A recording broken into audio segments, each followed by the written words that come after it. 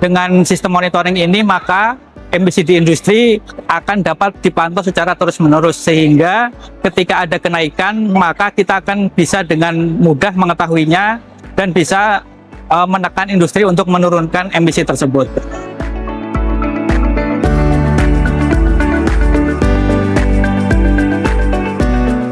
Halo kawan BRIN, tahukah kamu kalau setiap industri dan pembangkit listrik wajib melaporkan emisi cerobong mereka secara real-time melalui sistem bernama Continuous Emission Monitoring System?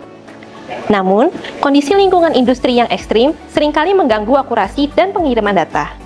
Lantas, bagaimana BRIN menjawab tantangan ini?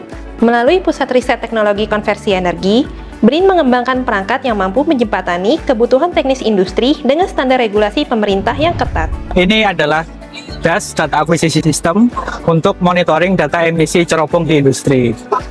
Riset ini dilakukan untuk menjembatani gap antara perangkat keras hardware CEMS yang ada di industri dengan regulasi dari pemerintah untuk melaporkan data secara kontinu atau terus-menerus. Sistem ini bisa berjalan paralel, tidak mengintervensi monitoring emisi di industri. Data dari CEMS bisa langsung dibaca oleh DAS, kemudian diproses, lalu disimpan dan diteruskan ke proses berikutnya, yaitu data interfacing system. Data dari DIS atau interfacing system ini mengumpulkan data dari semua cerobong yang ada di industri. Data akan dihitung di rata-rata, diambil setiap sekitar 5 menit, kemudian dikirim ke server Kementerian Lingkungan Hidup. Di sini kami juga mengembangkan aplikasi mobile, sehingga data emisi tidak hanya bisa diakses di komputer, di lokal pabrik atau industri, tapi juga bisa diakses dari manapun. Inovasi ini telah teruji dan mulai diadopsi oleh mitra industri untuk mendukung kepatuhan terhadap standar sistem informasi pemantauan emisi industri kontinu, yaitu sistem pelaporan daring milik Kementerian Lingkungan Hidup untuk memantau data emisi cerobong secara real-time. Kami melihat bahwa potensi bisnis ya dari aplikasi yang dikembangkan terkait dengan DIS dan DAS masih sangat besar, karena semakin kesini sepertinya KLH akan semakin ketat juga untuk membuat pengaturan terkait dengan sispek ini.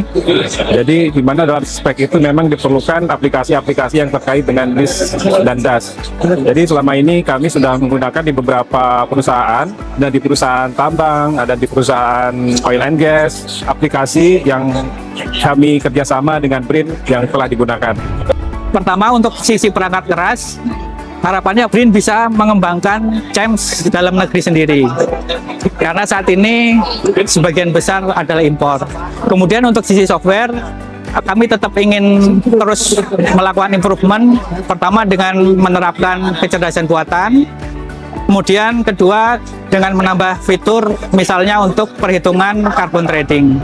Melalui inovasi yang berdampak, BRIN terus berupaya menciptakan kemandirian teknologi untuk lingkungan yang lebih terjaga.